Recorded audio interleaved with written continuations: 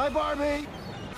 Pretty clear where this movie is going. This is an assault on not just Ken, but all men. The main problem with Barbie is that it's able to fit a potent social commentary work inside of what appears to be another generic commercial film, and that's something many are not expecting and will not understand because unfortunately they ignore the long-lasting feminist trajectory that the director, Greta Gerwig, upholds.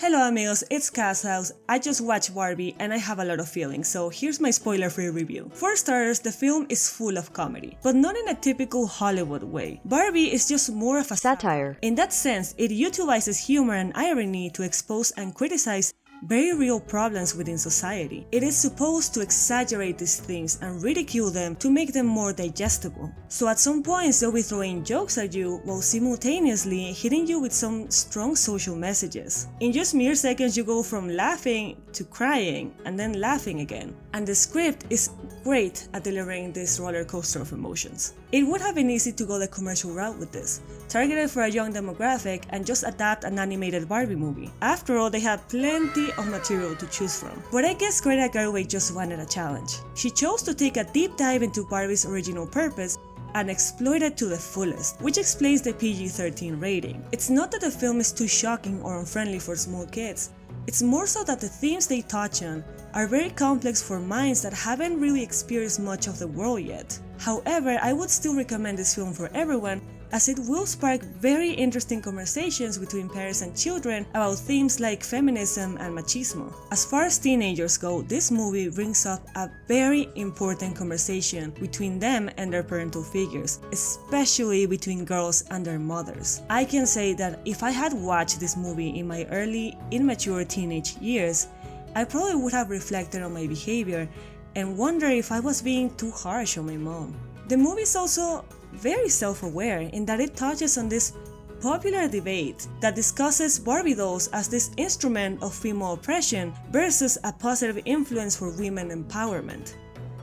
Very long-lasting debate. And fun historical fact, Barbie was created by Ruth Handler in 1959, becoming the very first president of Mattel.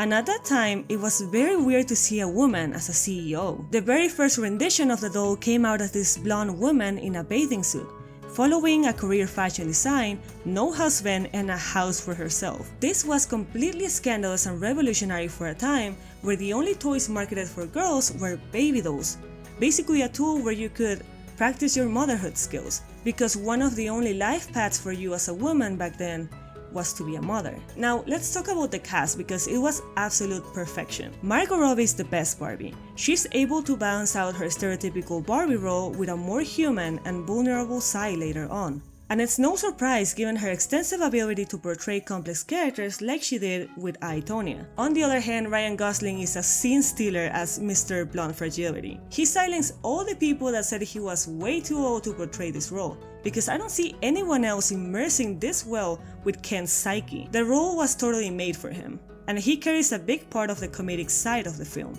Then we have America Ferrera, which was hands down one of the biggest surprises of the film.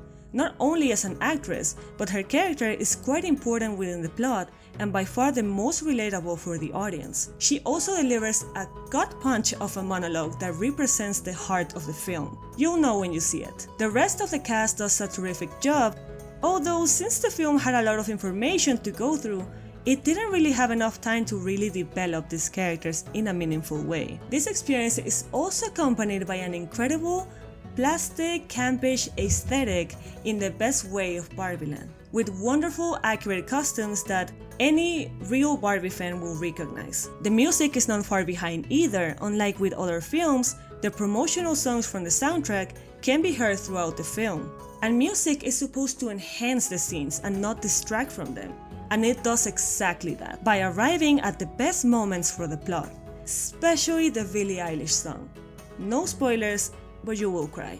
After such a massive marketing campaign, I went in to see this film with great expectations, and somehow Barbie exceeded them, because I really was not ready for what was coming. I definitely see this movie becoming a cult classic down the line, and I'm ecstatic to watch it again. As a person that grew up without any Barbies at home, and that went through this very cringe, anti-pink, anti-girly era, It surprised me how much I loved this movie and how moved I was by this message. So the only thing I have left to say is thank you, Greta.